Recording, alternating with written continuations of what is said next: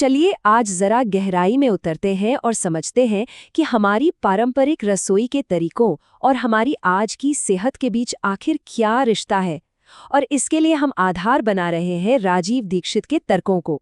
कहानी की शुरुआत होती है एक बड़े ही मजेदार किस्से से।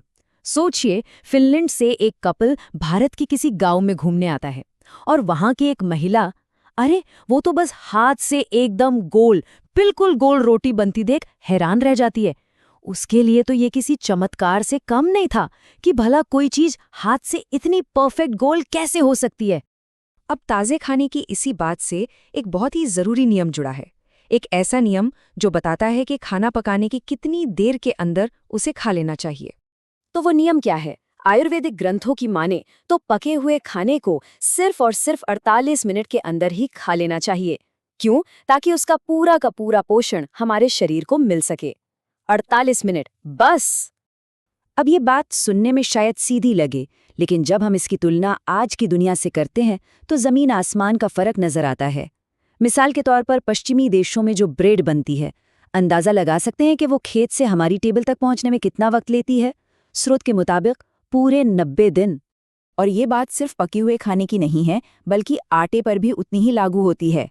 कहा जाता है कि गेहूं का आटा पिसवाने के 15 दिन के अंदर इस्तेमाल हो जाना चाहिए, और अगर ज्वार, बाजरा या मक्के का आटा है तो सिर्फ 7 दिन, क्योंकि इसके बाद उसके जो जरूरी पोषक तत्व हैं वो धीरे धीरे कम होने लगते हैं। तो चलिए अब आगे बढ़ते हैं और देखते हैं कि कैसे हमारी रसोई में आए इन बदलावों को हमारी सेहत से जुड़ा जा रहा है। वक्ता का तर्क ये है कि जैसे जैसे हम अपने पुराने तौर तरीकों से दूर होते गए, वैसे वैसे हमारी जिंदगी में कुछ नई चीजें आ गईं, और वो चीजें हैं बीमारियां। Diabetes, arthritis, high blood pressure, मोटापा, ये सारी वो समस्याएं हैं जो आज आम हो गई हैं। तो सवाल ये है, कैसा हुआ, क्यों? एक बड़ा कारण बताया जाता है हमारी रसोई का मॉडर्न हो जाना। सोचिए, पहले औरतें हाथ की चक्की चलाती थीं, सिलबट्टे पर मसाला पीसती थीं, इसमें अच्छी खासी मेहनत लगती थी। लेकिन आज हमारे पास इलेक्ट्रिक मिक्सर्स हैं, काम तो झटपट हो जाता है, पर वो जो जरूरी शारीरिक मेहनत थी वो हमारी जिंदगी से गायब हो गई। और यहीं पर इस पूरी बातचीत का सबसे दिलचस्प हिस्सा आता है। इसका समाधान किसी नई टेक्नोलॉजी में नहीं, बल्कि एक बहुत ही पुरानी, एक बहुत ही सरल मशीन में छुपा है। ये मशीन है चक्की, यानी हाथ से चलने वाली चक्की। अब इसे सिर्फ आटा पीसने का एक जरिया मत समझिए।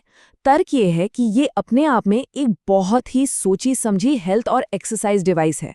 मतलब एक तरफ आपको मिलता है एकदम ताज़ा आटा, और दूसरी तरफ हो जाती है आपके पेट की जबरदस्त कसरत।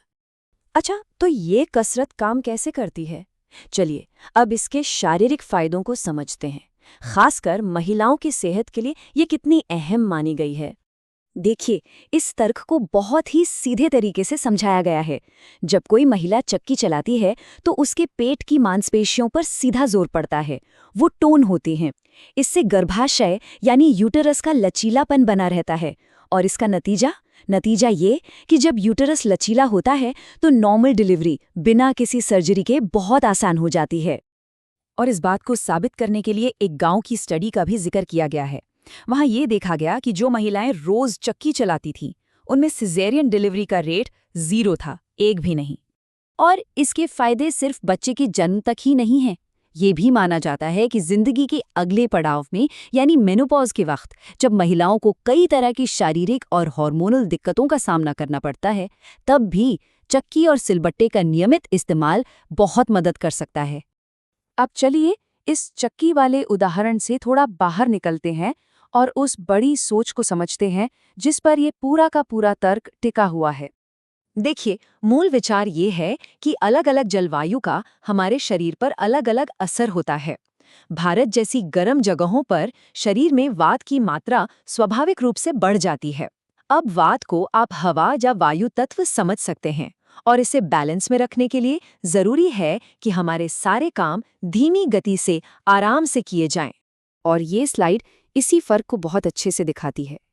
एक तरफ है भारत जैसी गर्म जलवायु, जहां सब कुछ धीमा और सोचा समझा होना चाहिए ताकि वात कम हो। इसीलिए हमारी तकनीक भी वैसी ही थी। चक्की, बैलगाड़ी, हमारा डांस भी धीमा है, जैसे कथक। और दूसरी तरफ है यूरोप जैसी ठंडी जलवायु, जहां शरीर में वात बढ़ाने की जरूरत होती है। तो वहां सब कुछ तेज है, मिक्सर, हवाई जहाज और यहाँ तक के बैले जैसा तेज डांस भी। तो ये सब समझने के बाद हम एक दोराहे पर आकर खड़े हो जाते हैं। परंपरा और आधुनिकता के बीच हमें क्या चुनना है? तो इस पूरी चर्चा का सार क्या है? सार ये है कि रसोई में जो नई तकनीक आई, उसने हमारी सुविधा तो बढ़ाई, लेकिन अनजाने में हमारी सेहत छीन ली। और इसका एक हल ये हो सकता है कि हम चक्की और सिलबट्टे जैसे अपने पुराने साथियों को वापस अपनी जिंदगी में जगा दें। और ये हमें एक बहुत ही गहरे सवाल पर लाकर छोड़ देता है। अपनी जिंदगी को आसान और सुविधाजनक बनाने की इस दौड़ में कहीं हम वो जरूरी ज्ञान तो पीछे नहीं छोड़ आए जो असल में हमें स्वस्थ रखता था? सोचने वाली बात है।